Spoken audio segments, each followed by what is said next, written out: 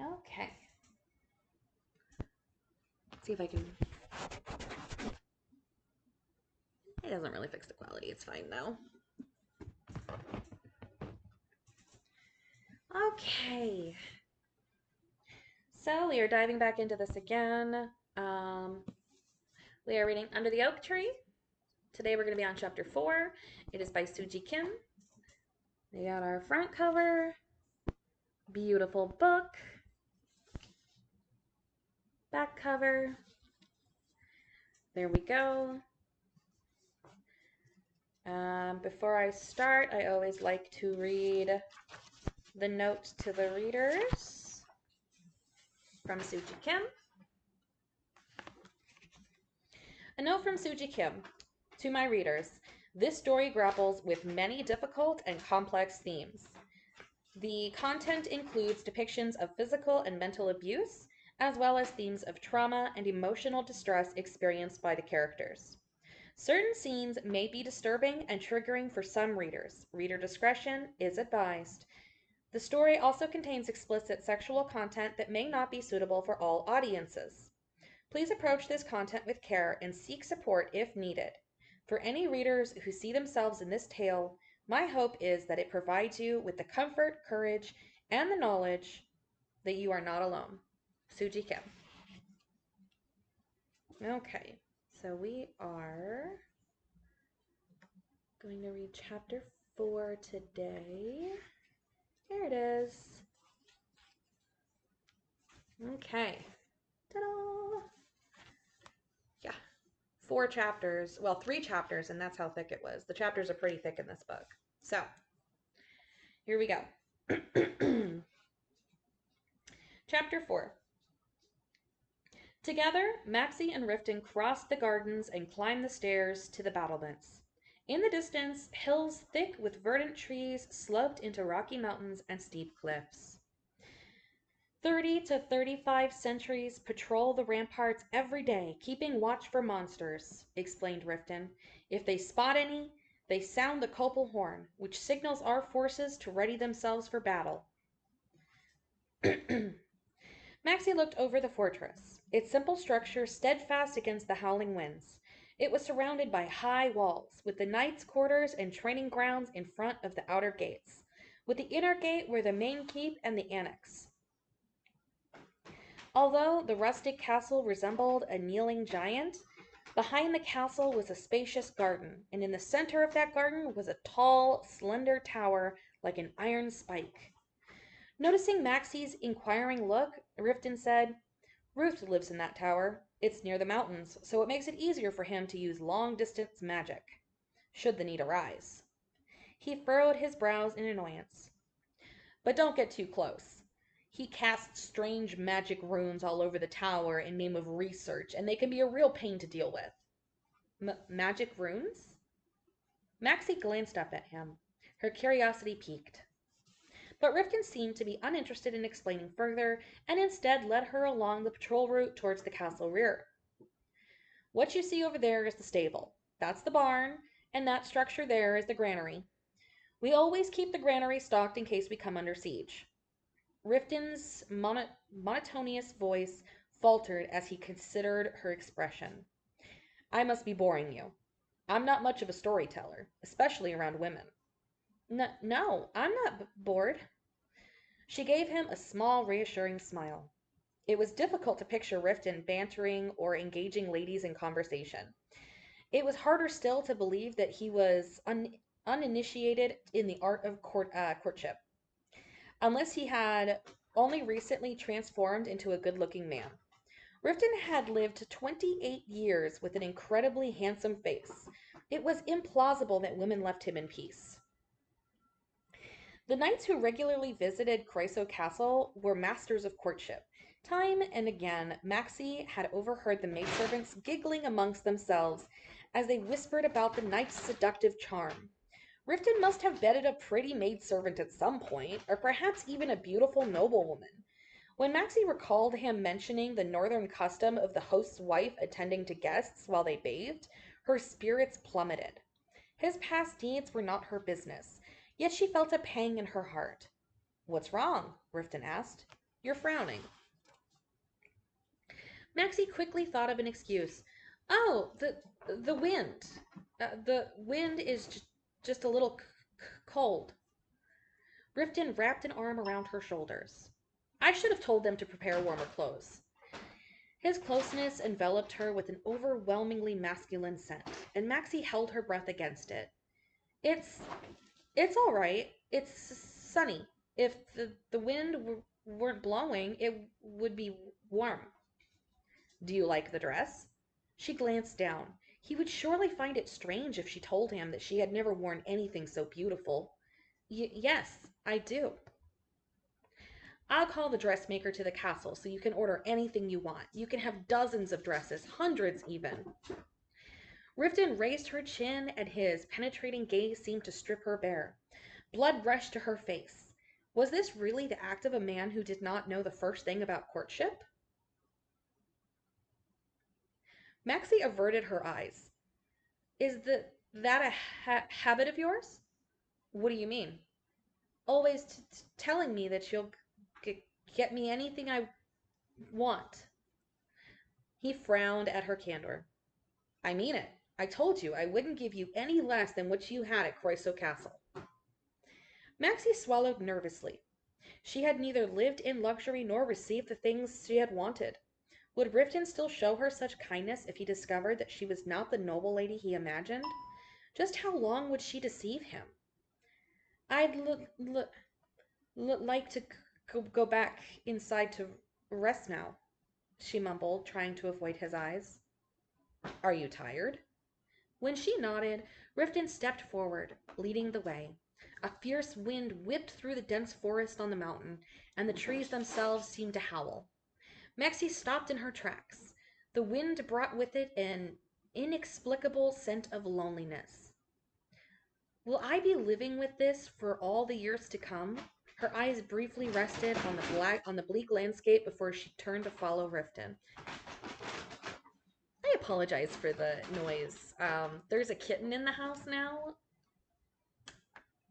and they're she's currently being acquainted with the cat.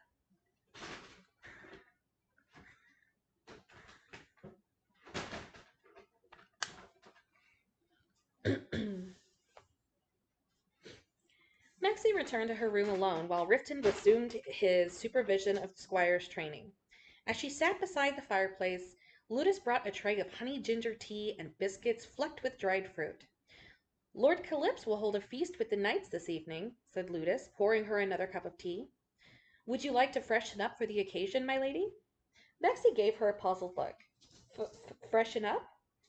Yes, my lady. This is your first appearance as Lord Calypso's wife. I thought it might serve you well to have you styled for the occasion. Ludus trailed off and bowed her head suddenly. I spoke out of turn, my lady. Please forgive me. No, it's all right. Maxie glanced towards the mirror that stood against the wall. The elegant bun that Ludus so carefully styled had become disheveled in the wind. She brushed back the loose strands and nodded. Then please.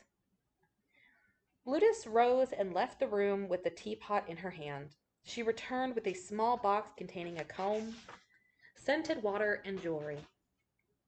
Maxie sat in front of the mirror as Ludus swiftly undid her hair, combing it until it gleamed under the light. Maxie was accustomed to her nursemaid combing it with so much force that it threatened to tear off her scalp. In contrast, Ludus's hands were miraculously gentle and skilled. Would you like a hairpin, my lady? Or a circlet, perhaps? Ludus opened a box of jewelry. On the red satin lay brooches adorned with precious stones, pearl necklaces, gold rings, and silver hairpins. Maxie's eyes went wide with wonder. As far as she knew, Riftan had no mother, sisters, or any other family members. Why, then, did he have all of this jewelry? It was also strange that such an extravagant dress was prepared within a day of her arrival. Could it all belong to a former lover? My lady, are these not to your liking? No, they're lovely. Maxie focused her attention on the ornaments and tried to ignore the strange sharp feeling in her heart. She pointed to an exquisite hairpin that sparkled with flower-shaped jewels. Please use this one. Yes, my lady. Ludus braided Maxi's hair and rolled it into a thick bun, fixing it with the glittering hairpin. Next, she hung a string of pearls around Maxi's neck and slid a crystal ring on her finger.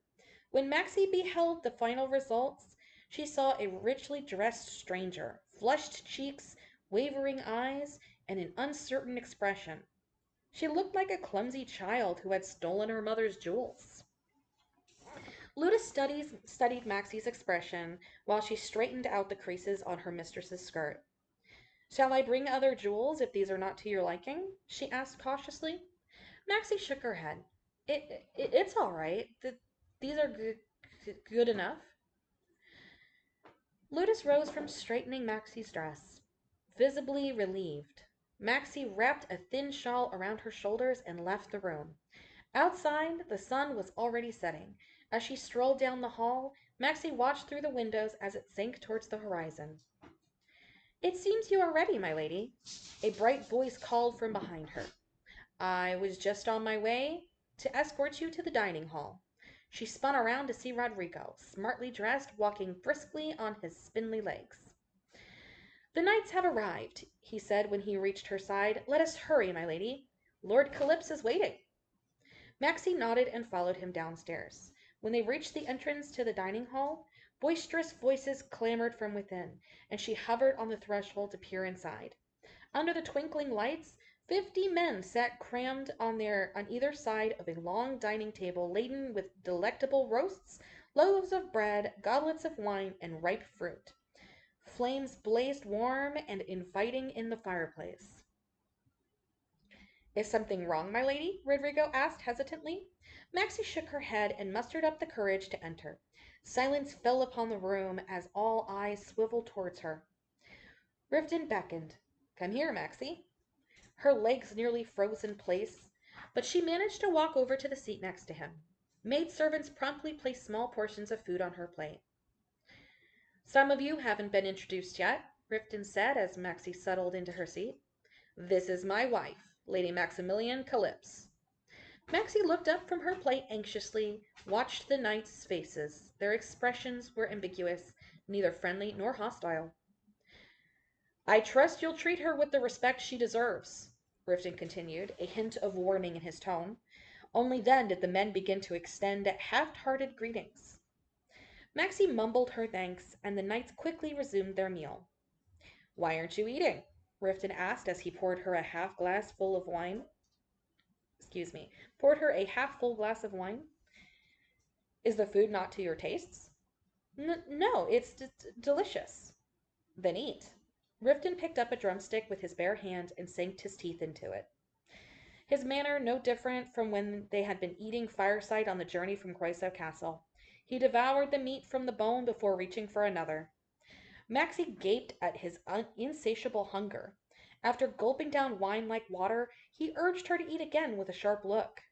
He always pressures me to eat.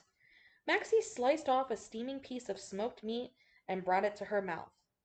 It was fatty and sweet and paired well with the side of light salad greens. Despite her anxiety, the food tasted delicious. The chef here at Calypso Castle was undeniably more skilled than the one at Croyso Castle. As Riftan watched her eat, he deposited more food onto her plate. Try some of this. It's good. She took a bite. This meat was marinated in red sauce and tasted gamey, though it was not terrible. While she chewed, Maxi glanced at the platters on the table. Most were piled high with meats, but she could not identify all of it. As soon as she finished her plate of food, Riftan passed her steamed fowl stuffed with beans and potatoes. Here, eat this too. I can't eat all that. You've barely eaten. Come now, just a little bit more. Maxi scrunched up her nose. She had forced herself to eat everything that Riftan put on her plate, and now she felt nauseous. Unable to endure another bite of the rich feast, she set her fork down. Riftan frowned. Even birds eat more than you do. That's not true. I've had so much. Riftan snorted. A heap of bones picked clean sat on his plate. Even among the knights, he seemed to have an exceptional appetite. Maxie really did eat like a bird in comparison. She sighed. How much is it enough? Riften glanced at her, his mouth full. He swallowed the food before answering her nonchalantly. You should eat a whole chicken at least. Don't think most women can eat that much. I know one woman who did. Maxie winced. Who was he referring to? Was he fond of women with big appetites? Most men wanted healthy wives who could bear them healthy children. She looked down at her own thin body. Squeezing her eyes shut, she pushed more food into her mouth, determined to eat just a little bit more. Riften smiled. Try eating more and more each day. You're too frail. She nodded, an entire piece of bread stuffed in her mouth, and Riften began drinking with the older knight sitting next to him. As Maxi sipped her wine to wash the food down, she studied their faces. Many were ones that she did not recognize from the journey to Anatole. At the center of the table were younger knights drinking and laughing raucously? That's a word I don't know. Raucously? And at the far end sat youths who had seen no more than 16 summers. Two middle-aged knights near the head of the table offered Riften glass after glass of wine. Maxi continued to sip her own wine, intrigued by their conversation. They spoke of the progress of the squire's training, crop yields and mine outputs, monster sightings, the efficiency of various weapons. She never had the chance to learn about such matters, or even overhear their discussion at her father's castle. Riften was still engrossed in the conversation with the senior knights when the youngest of squires, a youth with silver hair, sprang up from his seat. Sir Riftan, he cried, is it true that during the final battle in Lexos Mountains you cut through the dragon's breath with your blade aura? Everyone stopped talking to stare at the young man. Unruffled by the stares of the senior knights, he continued to chatter away. They say the flames of dragon's breath can blow off the tops of mountains. It's the most powerful magic in the natural world. How were you able to cut through it with only a sword? My blade aura just so happens to be special, answered Riften, irritated by the interruption. Our captain's sword can absorb any magic that it encounters, interjected a knight as he filled a large tankard with ale. The stronger the opponent's magic, the stronger his sword becomes. Maxi recognized Heberon Nertha, one of the knights who had traveled with them to Anatole. Well, even without such a unique sword, our captain is an excellent swordsman, said Sir Heberon. He bested that pompous commander of those Syrian temple knights. He's the commander, not captain, said Ursuline Ricardo, the short-tempered blonde knight. When will you get rid of those mercenary habits of yours? Sir Heberon snorted loudly. Captain, commander, it's all the same. Don't lecture me on useless distinctions. The silver-haired youth watched them bicker for a moment, then shouted with renewed excitement. Is it true, then, that Sir Riftan dueled Sir Quahel Leon of the Temple Knights? Why doesn't anyone ever speak of it? It wasn't the time to brag, Ricardo said sharply. The dragon campaign was right before us, and two of the greatest knights dueled each other instead. The campaign's high command feared that Sir Quahel's defeat would demoralize the Temple Knights and weaken the alliance with them, so they silenced all talk of it. One duel can always lead to another among hot-blooded knights. We were there to hunt a dragon, not fight an attorney. Still, it was a duel between the two strongest knights on the continent. It's a pity that no one has heard of it. It must have been spectacular to see. Slaying the dragon was more than enough, Riften said dryly. I don't need any other exploits to my name. And it wasn't an official duel. We were preparing for the dragon campaign, so both of us held back. As for the dragon, my contribution to that victory was greater than Sir Quahel solely because of my sword's ability to absorb magic. It had nothing to do with the swordsmanship. It's not like you to be so modest, quipped a young knight as he munched on an apple. A victory is a victory. You both agreed to a duel under limited conditions, and you won fair and square. The silver-haired squire looked eagerly towards the new speaker.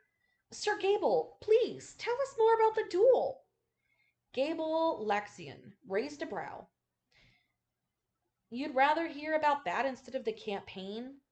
No, you must tell us about the dragon too. Sir Gable chuckled at the youth's enthusiasm. Maxi listened intently, hoping he would tell the story. She had heard bards sing of it at her father's banquets about the heroic deeds of knights, but she never heard the stories firsthand. Gable guzzled a tankard of golden ale before recounting the campaign's early days, beginning with a battle against ogres and trolls. By the time his vivid account reached the struggles against three basilisks in the valley leading to Lexos Mountains, Maxie was just as enthralled as the bright-eyed squires. The monsters she had encountered in person had been terrifying, but she was captivated by the creatures in Gable's eloquent narration. As she silently marveled at his talent for storytelling, Riften reached out and touched the pearl necklace at her throat. Maxie turned to him in surprise and found him watching her, his head propped up on one hand. What is it? Maxie asked, then gasped softly as his hand grazed past her nape to stroke the bare skin above her plunging neckline. Mortified, she looked around the room, but the others were too engrossed in conversation to notice. She let out a sigh of relief and tried to push Riften's arm away. He smirked and toyed with the loose strands of hair resting on her shoulders instead, then tapped her collarbone with his fingertips. A pleasant tingle shivered through her body, and she trembled as he traced the length of her spine before grasping her waist. As his hand caressed her belly, she blushed. Riften? It seems my wife has had too much wine, Riften addressed the knights. We'll take our leave now. The animated chatter among the knights quieted as the men exchanged knowing looks. Maxie blushed crimson, certain that she would die of embarrassment. Let's go, Riften said, ignoring the knight's suggestive jests. He helped Maxie to her feet and led her out of the dining hall. She followed him on faltering steps, and her eyes struggled to adjust to the darkness. Not a sliver of moonlight shone through the opaque windows, and the corridors were illuminated by only dim flickering lamps. The walls gave off a deep chill. Riften? Maxie pulled at his arm, unable to keep up with his quickening pace. But please, slow down. Suddenly, Riften grabbed her waist and slid his hands down her thighs, lifting her up so her legs were at his hips. She cried out, but he pushed her against the staircase wall and kissed her passionately, stifling the sound. Though the entanglement of their tongues was overwhelming, Maxie found herself tightening her grip around his shoulders. She had tasted his lips countless times, yet each kiss still felt new and strange. I wanted to do this all day, Riften growled, reverberated through her, and the vibrations tickled her insides. I was holding back for your sake, but you were watching the other men so intently.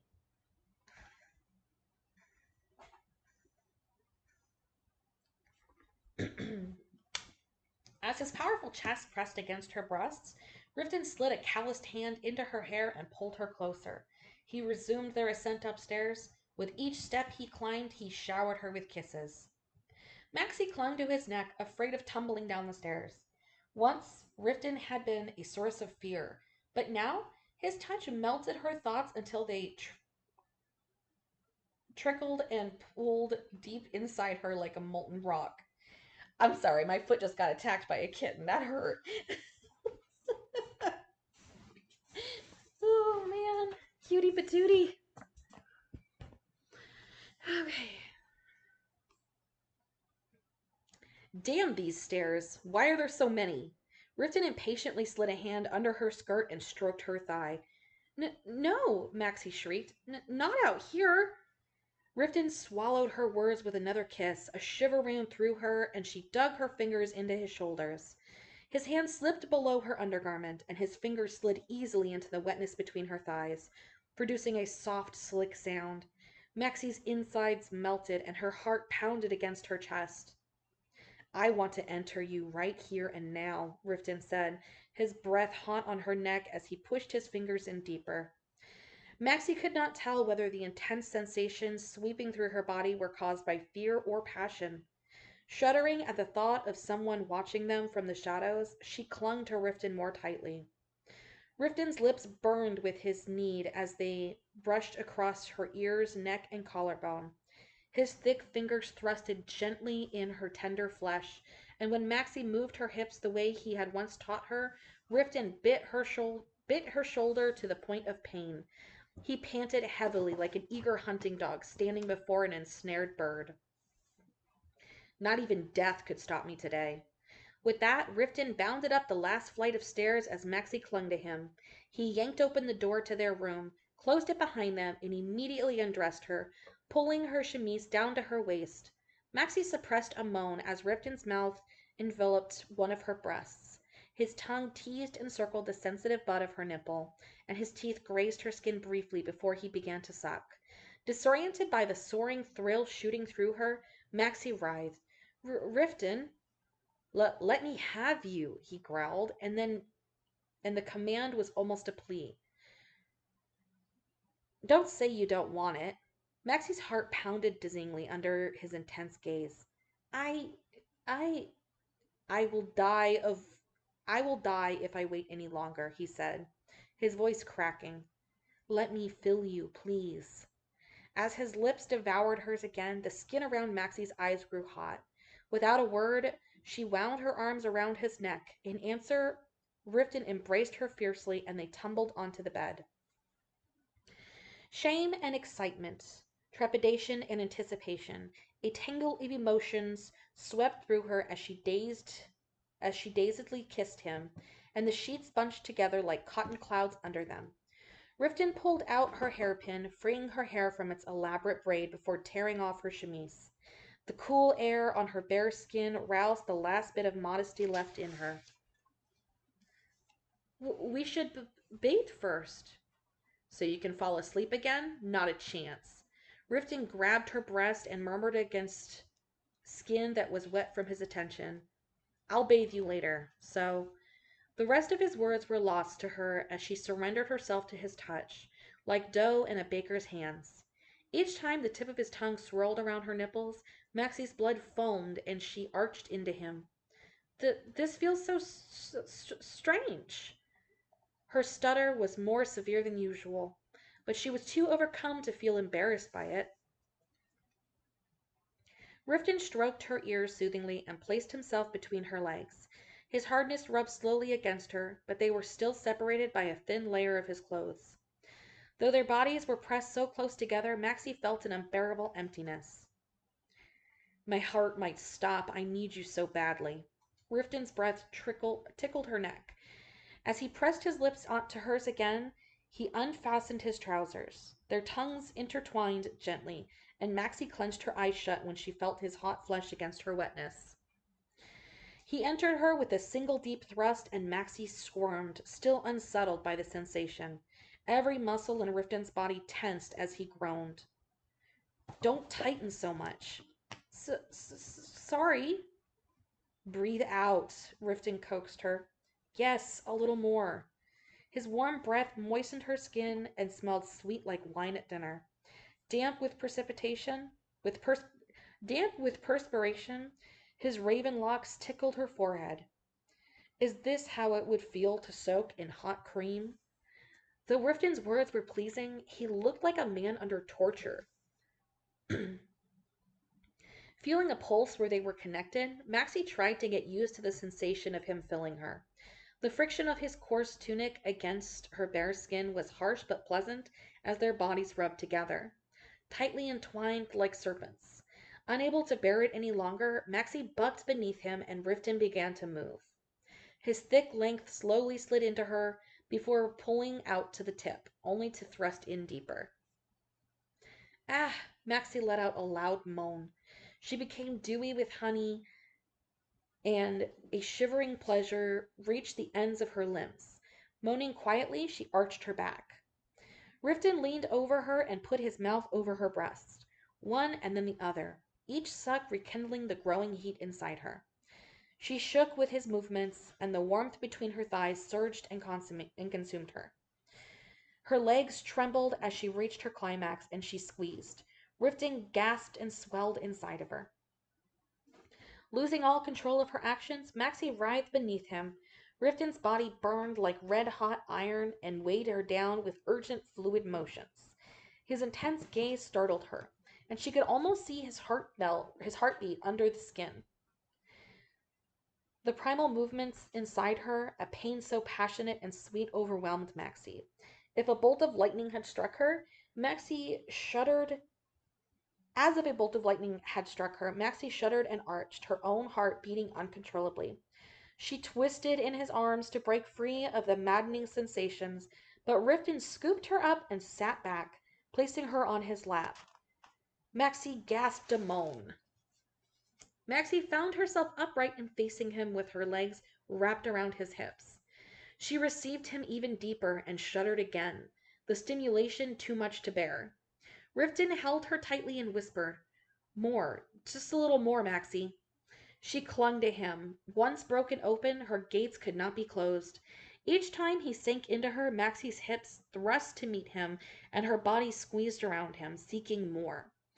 Just as she thought that she could no longer bear it, Rifton's movement stopped, and something hot burst inside of her. She closed her eyes, a drop of sweat trickling down her cheek. "I thought I was going to die," Rifton whispered, licking the droplet. Still in a daze, Maxi lifted her heavy eyelids and looked up at his flushed face. Through his disheveled hair, black eyes looked back, unsated. "Don't fall asleep just yet," Rifton said, and pressed his mouth to Maxi's. He slowly rubbed the part where they were joined together, and her eyes snapped open. Their bodies, still connected, quivered in the afterglow of pleasure. Rifton carefully laid her back on the bed, remaining inside of her as he threw off his tunic. Finally unclothed, he grabbed her ankle and propped her leg on his shoulder, then lifted his hips. Maxi let out a low moan, despite the obscene vision of their naked, writhing bodies that entered her mind.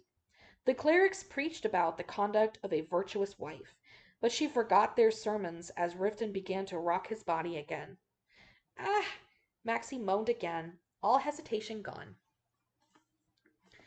"Look at this." Rifton lifted her head so she could see how their bodies were joined. The sight of him inside of her was almost as shocking to her as the sensations he caused, and Maxi stifled her gasp.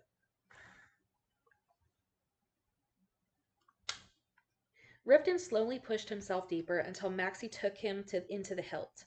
He bent over her, his lean torso pressing hard against her, and with every thrust, wave after wave of searing pleasure rippled through her. "Ah!" Maxi whimpered and twisted her head away. "Don't close your eyes. Look, I'm inside you." Rifton moaned and moved urgently inside of her, a vein raising to the surface of his neck.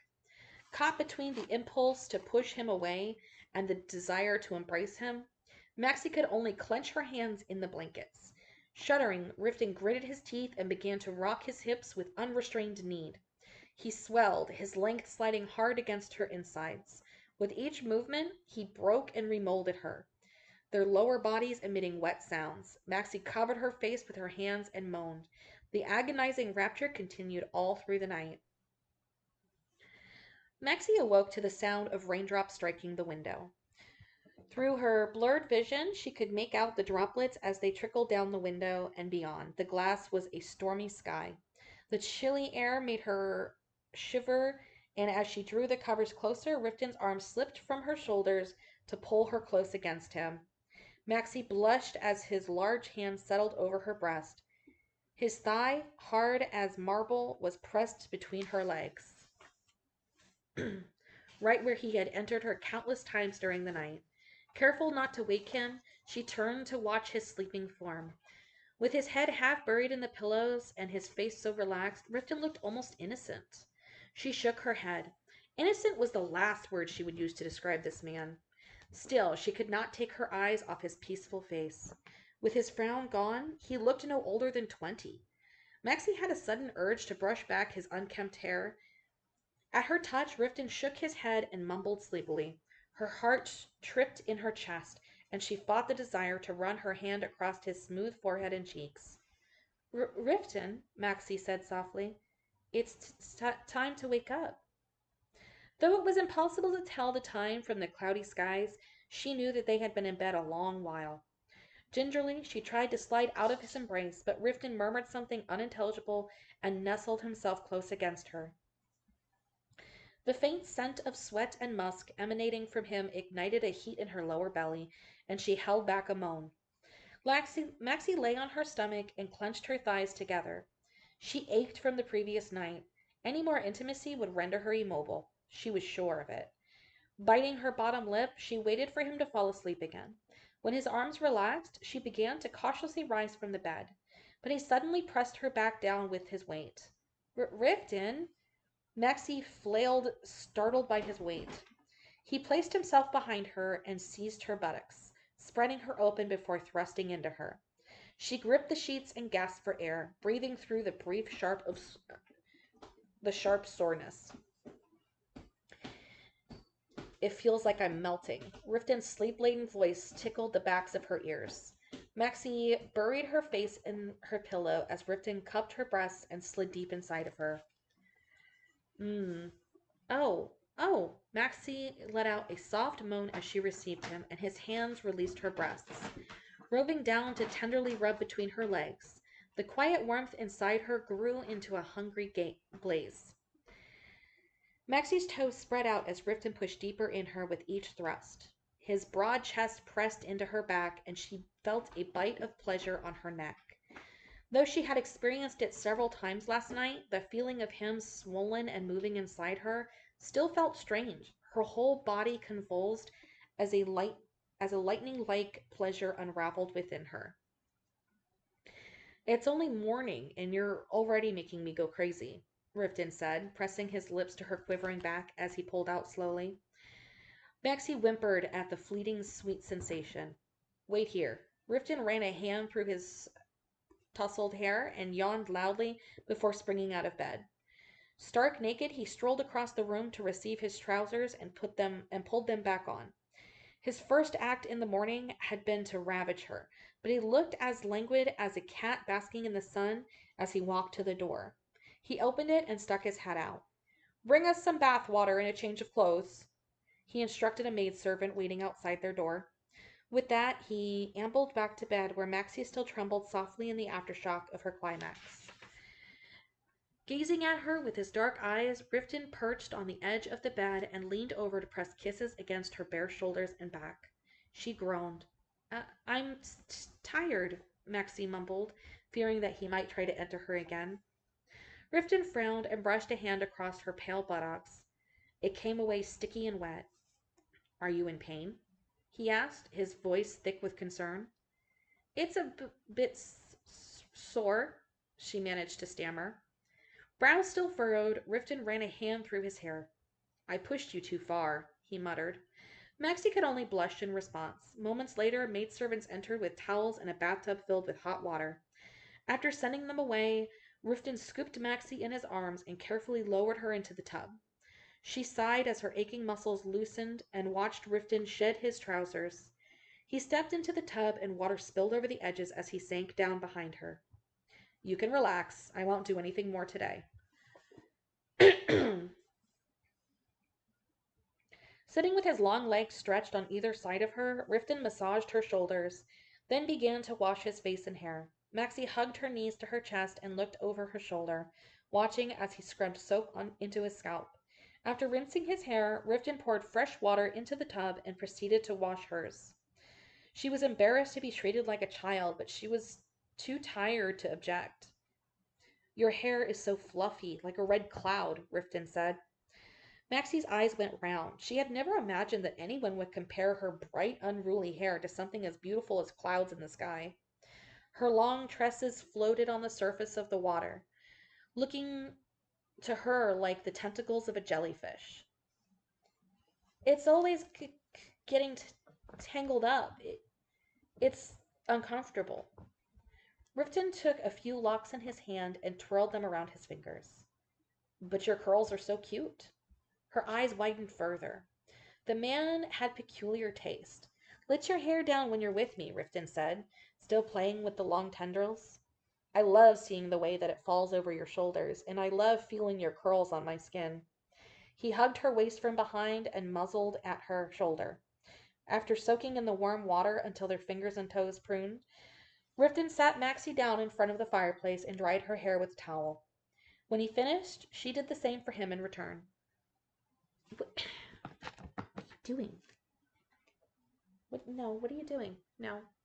What are you doing? What are you doing? Yeah, you be in trouble? Yeah, you're gonna be trouble? Trouble baby? Just stay in bed and rest today. It's raining, so you won't be able to go out, Riften said as he pulled on a snow-white tunic. The neckline was embroidered with gold thread, and it made him look absolutely stunning. Maxi nodded. She was still wrapped in bed sheets, lacking the courage to dress in front of him. Riften put on a pair of long boots over his starched trousers and fastened the leather straps. Uh, are you going out? Maxi watched him, confused, as he donned his armor and gathered his sword and cloak. Riften turned and smiled gently at her. Do you want me to stay? Maxi opened and closed her mouth, unsure of how to answer. He fastened his sword to the belt around his waist, then draped his cloak around his shoulders and continued to speak in a detached tone. I've been away for a long time, so there is much that requires my attention. I'll be inspecting the estate all day. Send a guard to me if anything happens. But it's raining so heavily. Maxi looked at the rain pounding against the window. I once crossed an entire mountain in a heavy storm, Riften said with a shrug. A stroll around my estate in the rain is nothing. With that, he lowered his hood over his head, strode towards the door. I'll be back tonight. Take care. He glanced over his shoulder at her before leaving, but it was impossible to tell what he was thinking. Maxi climbed down from the bed and stood on trembling legs. She pulled on the undergarments and chemise prepared by the maidservants, but she could not find a dress. After she rang the small bell next to the head of the bed, Ludus entered the room with fresh clothes. Would you like your hair braided and pinned up again, my lady? Just braided over my shoulder. Ludus deftly twisted Maxi's hair into a braid and fastened it with a ribbon, then helped her into a simple but elegant dress. After eating a breakfast of warm chicken soup and cornbread, Maxi sat by the window to watch the rain. In the afternoon, she summoned Rodrigo to continue the tour of the castle. Each step she took flared aching and sore between her thighs, and her nipples chafed against her clothes. Still, she did not want to idle around in bed all day. I only just got to the castle.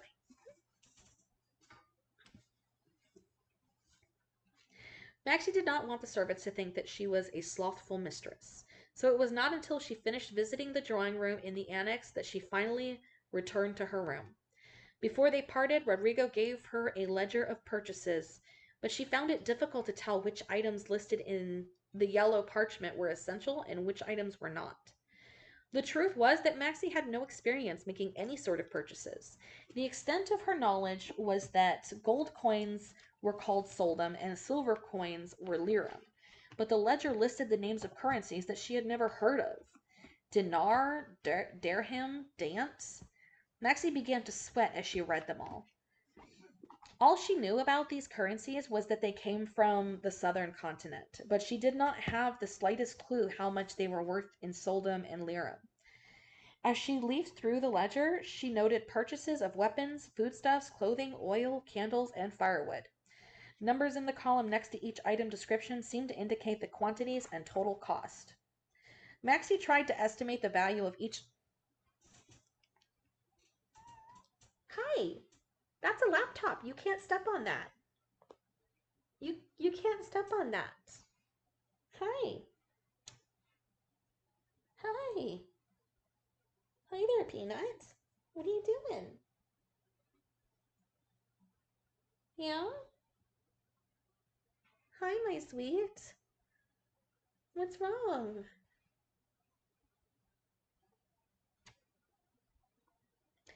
Maxi tried to estimate the value of each currency based on the figures, straining to remember the arithmetic lessons with her governess.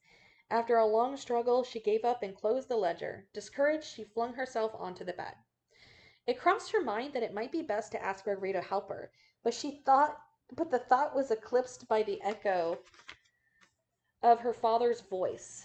A master must always maintain his dignity in front of his servants. Servants will mock and deceive a foolish, impotent master. Maxi winced, recalling the indifferent servants at Croyso Castle. They had never been openly disrespectful, but she had always sensed condescension in the way that they spoke to her. She could only assume that the servants at Calypso Castle would treat her with the same disdain if they became aware of her lacking abilities. There's still time, she thought, attempting to comfort her withering heart. Riftan and his knights returned late in the evening, drenched from the rain, and the servants quickly ushered them into the saunas. After warming himself in the steam, Riftan ate a hearty meal with a generous amount of wine before withdrawing to their rooms to polish his sword and armor. Observing his nimble hands, Maxi asked why the servants were not tasked with the job. Riftan shrugged. I've been doing this since I was 14, and I don't trust anyone else with the maintenance of my companion here. He raised the sword to the light. The blade was entirely different from the ornamental sword that Duke Croyso wore at banquets. Broad and long, the tips of Riftan's sword was pointed like a spire, and the handle undecorated. It was simple and unsophisticated, yet seemed far more impressive than her father's jeweled-studded golden sword. Maxi studied it with wonder. It must be a fine blade. I won this in my first competition, he said with the unmistakable pride. It's one of the finest swords in all of the 7 kingdoms. Maxi had never seen a sword fighting competition before, though Rosetta had attended several with their father. Beloved as she was by many of the competing knights, but Rosetta had always returned from the events in a sour mood, grumbling about how they were filthy and barbaric. Did you win? Of course. They say that the champions receive a kiss from the highest ranking lady in attendance. Maxi blurted as she watched Riftan sheath his sword. Immediately ashamed of her meaningless words, she lowered her eyes. When she dared to glance back at him, Riftan gave her a puzzled look, and she scrambled to explain herself. I once read a book about a knight and a princess. When the knight won a joust, the princess kissed him on the lips. I thought it was a romantic scene. Maxi trailed off, certain she was making a fool of herself. You never know when to keep your mouth shut. Her father's favorite rebuke rang in her ears. Well, I'm sorry to disappoint you, Riftan said, remaining composed, but I've never been the romantic hero. I never wanted a kiss from a woman I didn't know. I see. I thought a lady's kiss was the greatest honor a knight could receive. I used to be a lowly mercenary, so I did everything possible to be seen as honorable. What honor is there in kissing a woman who would scowl at my approach? His words seemed sincere, unsure of what to say next. Maxi's eyes flitted across the room. Riftan leaned his sword against the wall and lay down on the bed, his limbs splayed wide beside her. When she flinched, he rolled onto his side and smiled bitterly. I won't disturb you tonight, so lie down and rest. You said you were sore. She nodded, a flush creeping down her neck. As she lay down next to him, Riftan extinguished the bedside lamp with the lid. Darkness fell. Listening to his steady heartbeat, Maxi began to relax. Another day at Calypso Castle has come to an end.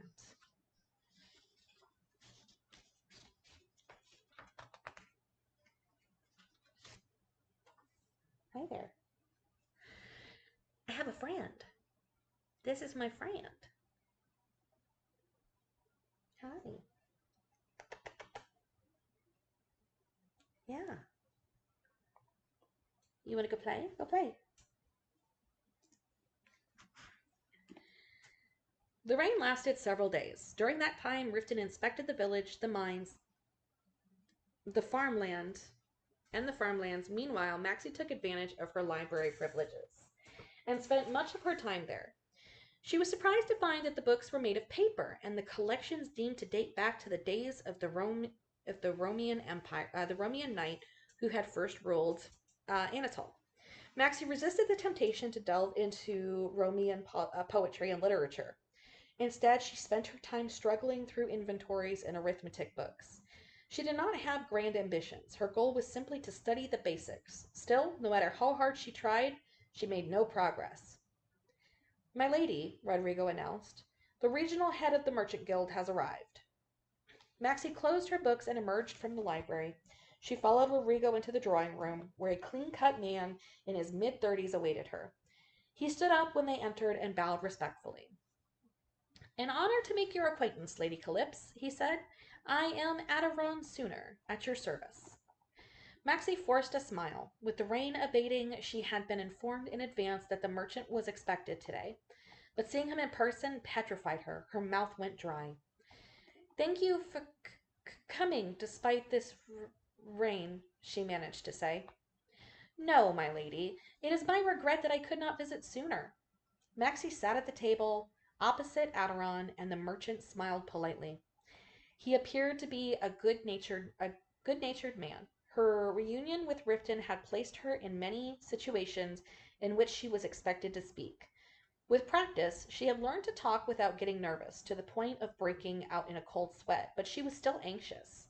Sensing that Maxi was not going to initiate the discussion, Adiron spoke first. I was told that you planned to refurbish the castle. May I ask where you wish to start? A maidservant arrived and served tea for them. Maxi stared at her cup, considering her answer before speaking. First, I'd like to replace the windows, she said. The corridors and halls are too dark.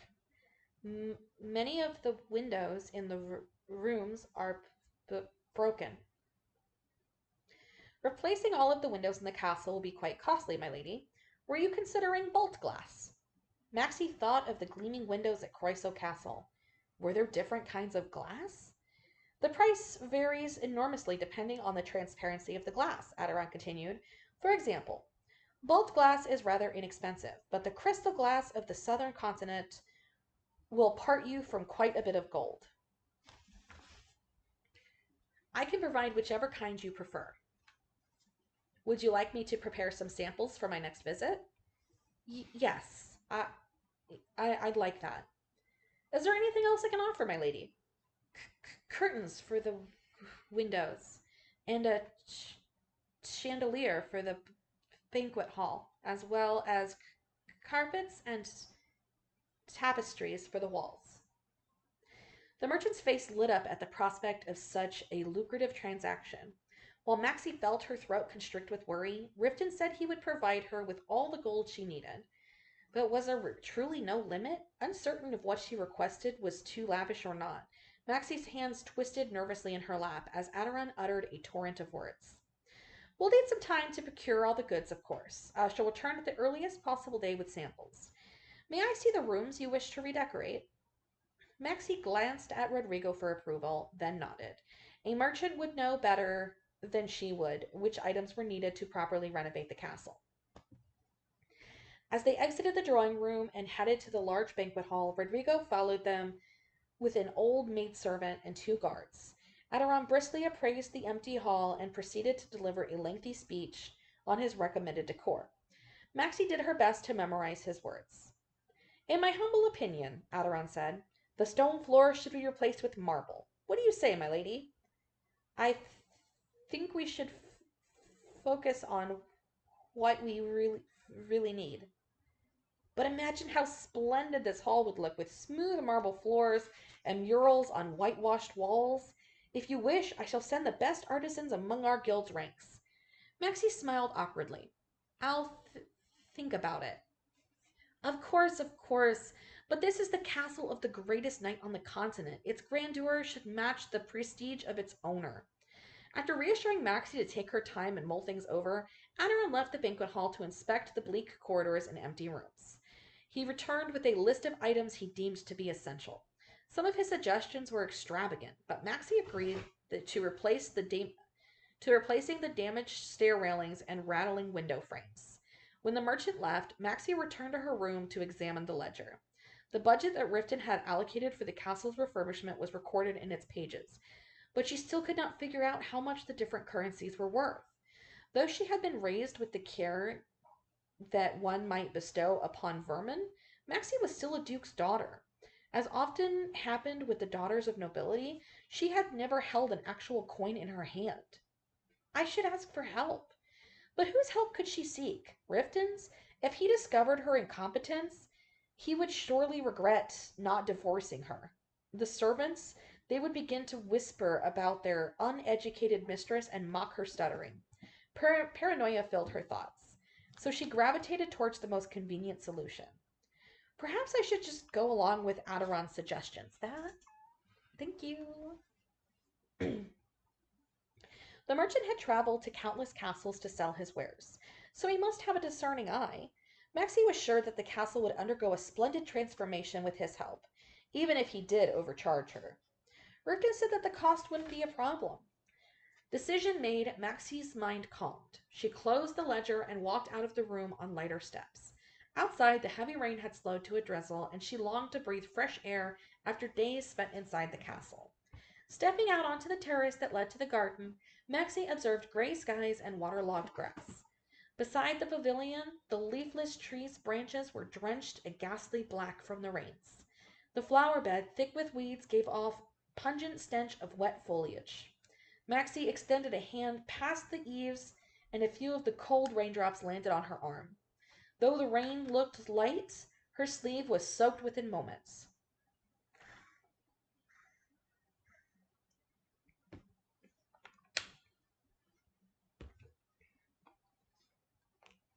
Why are you out here? Riften appeared in the rain, crossing the damp garden on long strides. When he reached Maxi's sides, he touched the fabric of her sleeve. And wearing such a thin dress, too. I wanted some fresh air. His eyes narrowed under his long hanging hood. With a chilled hand, he brushed a stray strand of hair out of her eyes. And Maxi wondered if she should comb back his dark fringe in return. Though it seemed natural for him to touch her, something about her touching him seemed improper. Put on a cloak if you're going to take a walk. What if you catch a cold? I'm sorry. He raised an arm to hold her close before realizing that he was soaked. He lowered it again. We should go back in. Maxi nodded and followed him into the castle. With each step, Riften left muddy footprints on the flagstones, and Maxi made a mental note to place rugs at the castle entrances. When she spotted a bouquet of wildflowers in Riften's hand, he hurriedly hid it under his cloak. It's nothing, he said, looking away. An awkward silence fell between them. The only audible sound, the plodding of their footsteps. Eventually, Riften muttered a curse and held up the flowers. I saw these in the fields and brought some back. Maxi stared at the flowers, surprised. Blue petals, no larger than her pinky nail, sat atop the thin stalks. Raindrops still clung to the petals, sparkling in the light. Her eyes darted between Riften and the flowers. He had picked them himself? Riften scowled. They look so pretty in the fields, but now that I take a closer look, they seem ragged. He hesitated, then thrust the bouquet at her. Just throw them away if you don't like them. Never. She quickly took the flowers from him and touched the wet petals. They gave off a faint scent of rain and grass. They're so pretty, she whispered. Riften's expression shifted subtly. Perhaps he thought that she was only being polite. Maxi opened her mouth and closed it again, not knowing how to express the emotions welled up inside her. Instead, she buried her face in the wet flowers and inhaled their scent. In that moment, nothing was lovelier to her than the sight of those flowers, drooping from the weight of the rainwater, knowing that Riften had braved the heavy rain to pick them for her. A lump formed in her throat. Thank you. A faint blush tinted Riften's cheeks. He turned away and trudged down the corridor. Let's go back to our room. I need a bath. She trailed after him and cradled the flowers lightly, afraid of damaging them. Aderon returned the next day with 2 servants and several bags of samples in tow. Maxi sat with him in the drawing room and listened to his lengthy explanations of her options for the windows. The emerald-hued glass was affordable, but had an irregular surface, while the smooth, transparent glass was more expensive. There was also a rough glass that glowed a beautiful silver. After describing the pros and cons of each type of glass, Aderon spread out a dozen of brilliantly colored fabrics before her. Banquet halls require thick curtains, my lady, he said. What do you think of this mahogany-colored fabric? It would certainly befit a lord's banquet hall, and here is another of our very best, gold silk. Its elegance and splendor could not be outdone by even the most eminent residences of the royal capital. As Maxi inspected the fabric samples, Ludus set down a cup of tea, then cautiously began to browse with her. After hesitating for a long while, Maxi decided to ask her opinion. Ludus, what do you think? I beg your pardon, my lady, but I lack the eye for such things. Ludus looked so bewildered by the question that Maxi could not bring herself to inquire further. She returned her gaze to the table, deliberated alone, and then eventually settled on a costly rose-colored curtain with gold tassels and elaborate embroidery along the edges.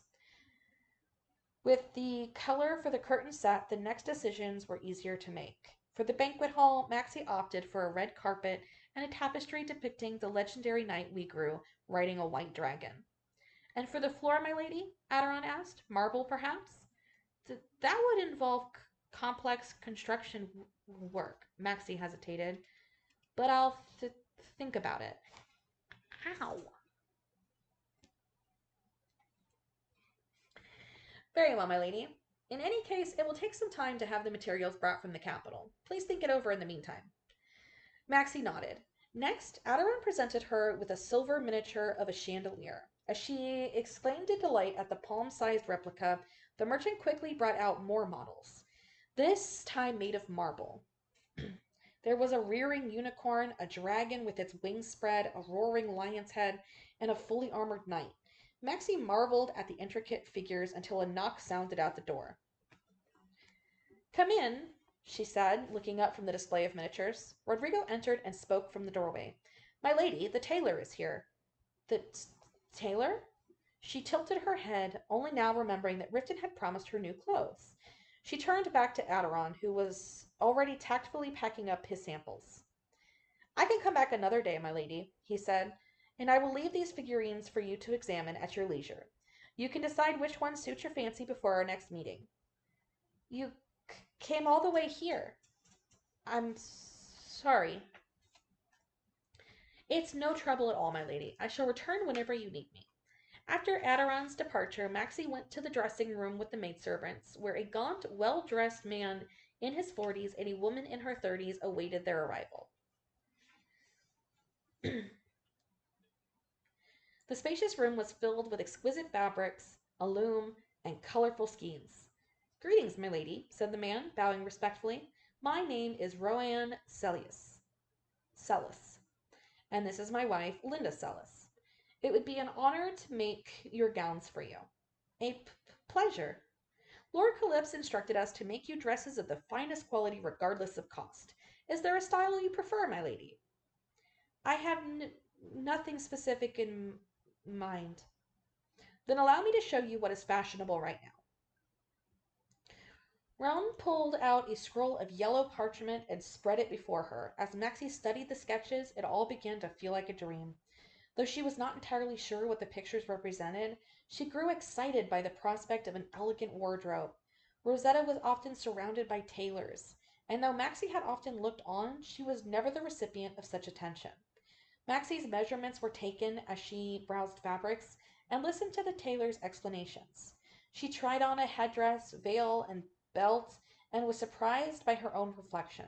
An unfamiliar woman stared back at her, adorned like a peacock.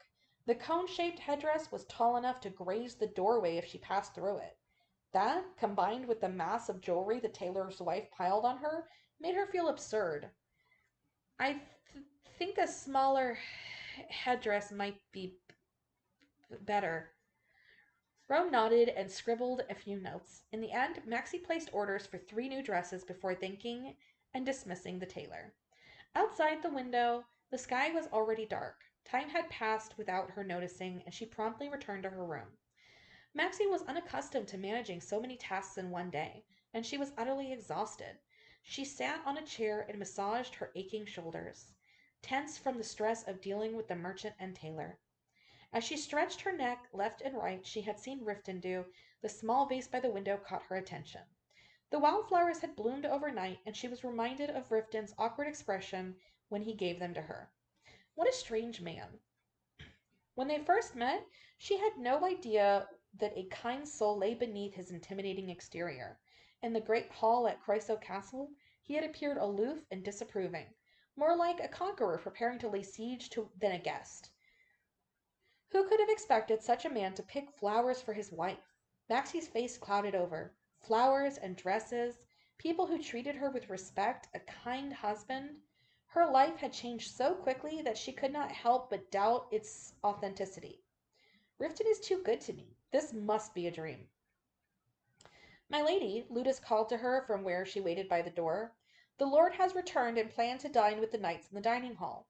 Do you wish to join them? After hesitating briefly, Maxi nodded. She was not exactly comfortable around the knights, but she did not want to forego dinner with Riften. Ludus stepped up to her. Then allow me to arrange your hair again, my lady. With a comb and hairpin, the maidservant tamed and twisted Maxi's disheveled hair into a neat bun. Once Ludus finished with her hair, Maxi inspected her appearance in the mirror and then left the room. In the hallway, servants were busy lighting lamps along the corridor, and she passed them and descended the stairs. She heard angry voices coming from below. She paused, then slowly continued down the stairs towards the dining hall. Through the half-open door, she glimpsed Riften engaged in a heated argument with three knights. We must leave for the royal capital tomorrow, one of the knights pressed. Maxi recognized Ricardo's blonde hair and arrogant tone. I already told you we're leaving in 3 days, said Riften, his voice unsettlingly low. Don't make me repeat myself. But you must attend the ceremony, Ricardo insisted. How much longer will you test his majesty's goodwill? For once I agree with Ricardo, said the light, familiar voice of Heberon Nertha. With the rain subsiding, we'll have no problem making the journey. Maxi hovered by the door, unsure if she should enter. The knight's words froze her in place, and she recalled similar remarks being made during the journey from Croyso Castle. As the hero of the dragon campaign, Riften should have returned to the royal capital as soon as Sector was slain. Given the distance between Anatole and the capital city of Drakium, making the journey to Anatole first meant that Riften would be late reporting to the king by at least a fortnight, maybe even a month. I sent a carrier pigeon to the capital, Riften said. I haven't been home in 3 years. King Reuben will understand. Commander, the third knight chimed in. He stood the farthest away from the door, and Maxi did not recognize him. I know you're trying to distance yourself from the king, but if you make it too obvious, you could lose his favor. Distance himself? Ricardo asked sharply, turning towards the unfamiliar knight. King Reuben is anxious to have the commander in the capital. The knight ignored Ricardo and addressed Riften. Sir, could it be that you're wary of becoming shackled by the royal family after they rewarded you for your contributions? Riften remained silent. And there's still the matter of Princess Agnes, the knight continued. It's clear that the king desires a marriage between the two of you. I understand why you're hesitant, but you must avoid antagonizing him. He distrusts his vassals as it is. Eliot's right, said Haveron. If we miss the celebration, the king will feel that you humiliated him in front of the entire court. He tends to hold grudges, so there's no telling what the repercussions could be. Haveron Nertha, Ricada snapped. You dare blaspheme the king? Hearing the growing agitation between the knights, Maxi turned away from the dining hall. Please bring my meal to my room, she instructed Ludus before making her way back up the stairs. Her mood darkened as she dined alone, wondering how she would fare while Riften was away. So far, everyone in Calyp's castle had been kind to her, but that might only be because Riften was with her. The prospect of being alone in Anatole made Maxi uneasy. Is the food not to your liking, my lady? Ludus asked, noticing her glum expression. Maxi quickly shook her head. No, it's delicious. I just don't have an appetite. Are you feeling unwell? I'm just a little tired. I'd like to rest. Should I take away your plate? Maxi nodded, and Ludus left with the half-finished food. Still seated at the table, Maxi gazed at the figurines that Aderon had left behind, but the little statuettes had lost their charm. It should not have bothered her so much to be alone. She had always been alone. After all, for 22 long years she had lived with a cruel father and a callous half-sister, and disrespectful servants. There was no reason for Riftan's month-long absence to make her feel so forlorn. An arm suddenly reached over and entered her vision. What's that you're looking at? A hand reached over her shoulder and picked up one of the statuettes. Maxi whipped her head around in surprise. She hadn't noticed Riftan entering the room, and now watched as he bemusedly examined the marble miniature in his hand. They're models of the decorations for the banquet hall. The banquet hall? Riftan frowned. Maxi's heart sank. You wanted me to redecorate the castle? Yes, I just forgot that there's a banquet hall in this castle. I suppose we'll need to hold banquets and balls eventually. Maxi swallowed against her constricting throat. The thought of hosting a ball or banquet was enough to make her head spin, but Rifta's eyes were bright with anticipation. Do you want to host a ball? I don't dislike the idea, though I can't say. I'm accustomed to such noisy affairs. Riftan bent forward and set the miniature down. Then he reached into her hair and pulled out the pin that held it in place. Her thick braid thumped heavily onto her back. He undid the braid, smiling as his fingers slipped through the soft tresses. I'd like to see you dressed up and dancing. Maxi had never thought of herself as beautiful, and she had never danced at a ball.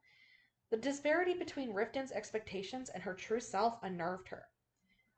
Come to think of it, I haven't even thanked you properly. Thank you for sending the tailor.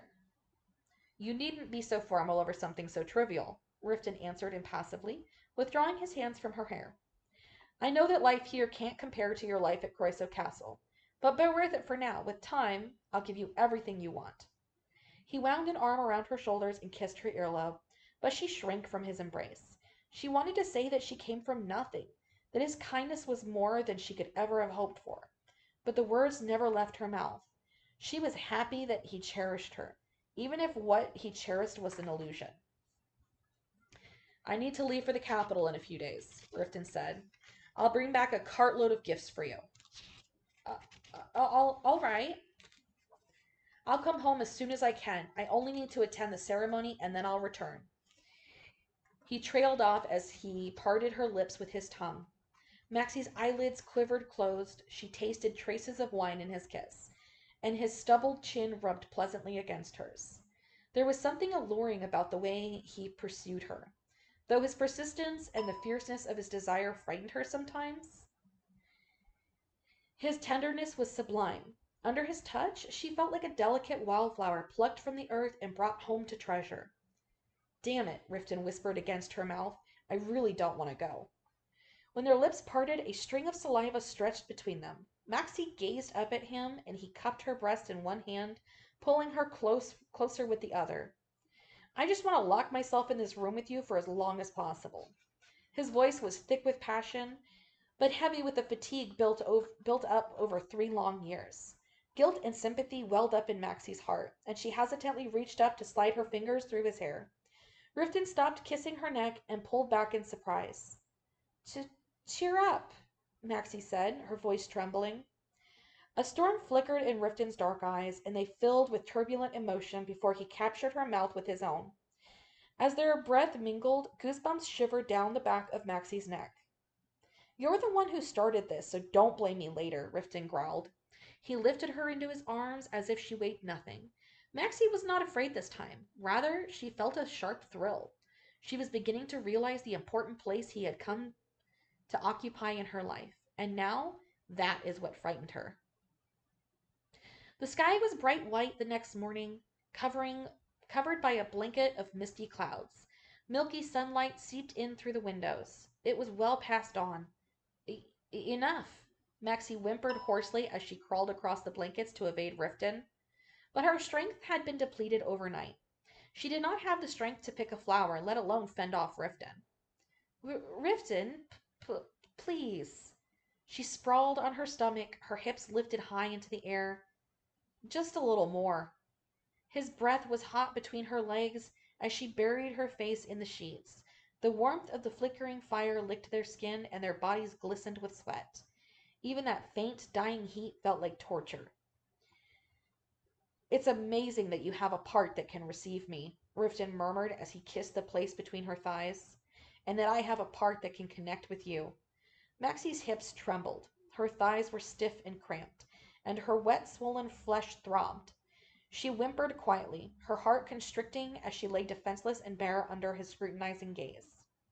Do you know how beautiful you are right now? Riften's fingers gently parted and stroked her. Maxie sank her teeth into a pillow, certain that she would go mad. It felt as if her entire body would melt, leaving nothing but the place that he touched. Overwhelmed by the intensity of her climax, tears streamed down her cheeks.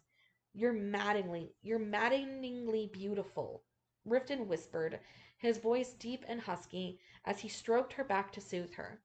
His lips grazed her neck and the back of her ears, and Maxie gripped the blankets against the consuming sensations. His hot breath warmed her delicate skin and gently nibbled back down to press his mouth to her swollen nub. Every nerve in her body seemed to split. I can't. Ah. Her back arched, her rocking her hips into him. Riften shifted back and clasped his hands tightly around her buttocks, before sliding his thickness into her yet again. She lacked the strength to even moan. Riften's weight pressed into her, and the bed creaked with the urgency of his thrusts. Swollen to an unbearable degree, he parted her wetness and filled her depths. With each thrust, his movements became rougher. Maxie's body, flushed and sensitive, melted into the sheets. Her vision dimmed, and all sound became indistinct. Excuse me.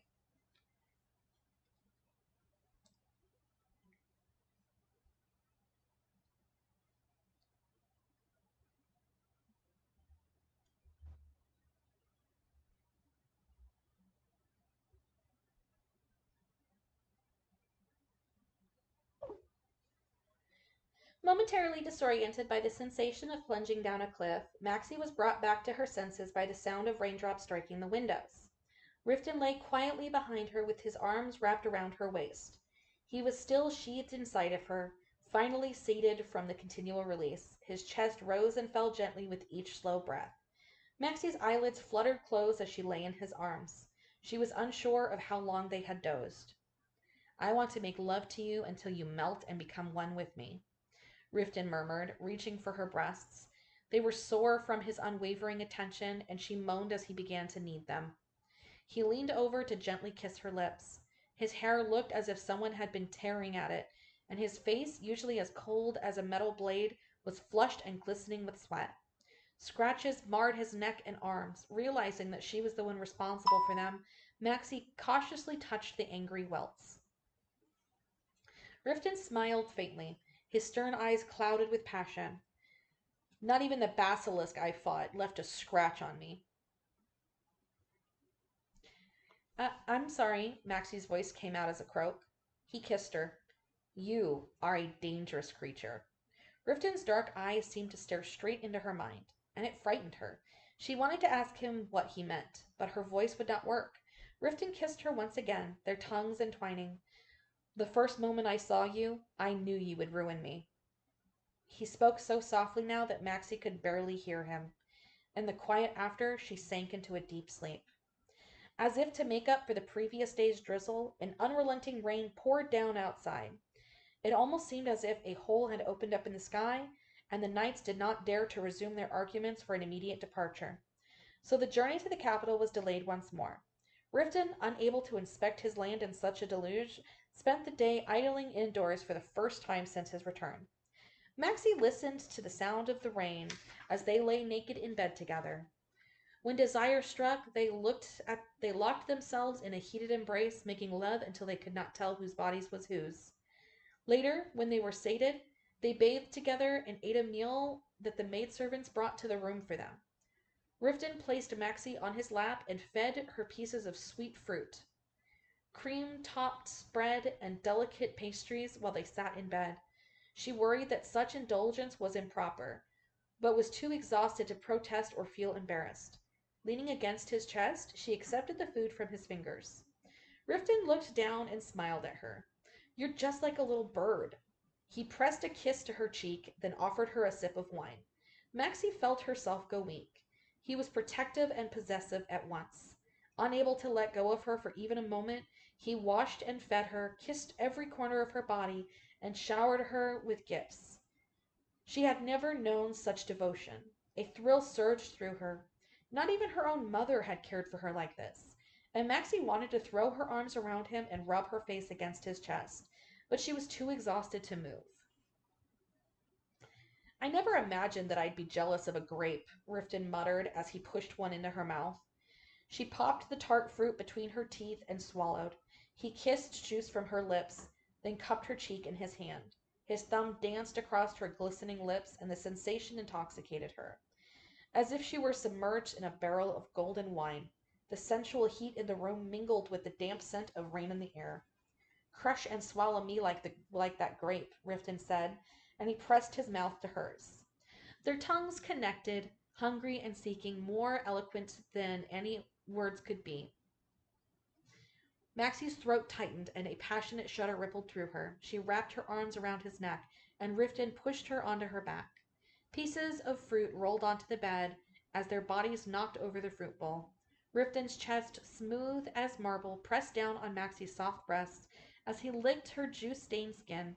The sheets, sticky with nectar, were cool beneath her. "Oh, Joined in a wet kiss that tasted of fruit and desire, they rolled around the bed. Their flushed bodies rubbed longingly together, and they breathed each other's breath like oxygen. Heat simmered in Maxi's heart. "Say my name," Riftan pleaded, gazing intently into her eyes. "Riftan. Again. Riftan.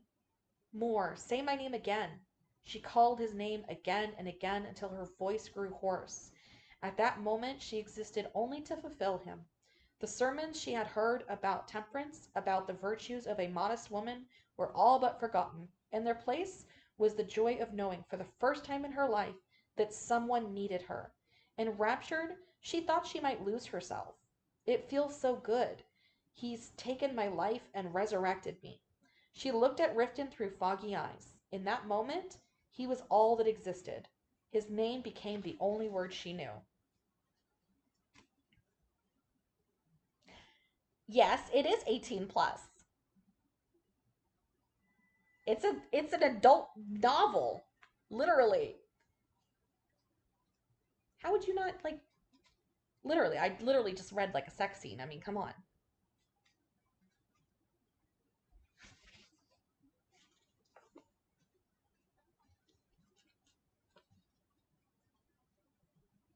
I mean, says the guy who says, "Free my balls."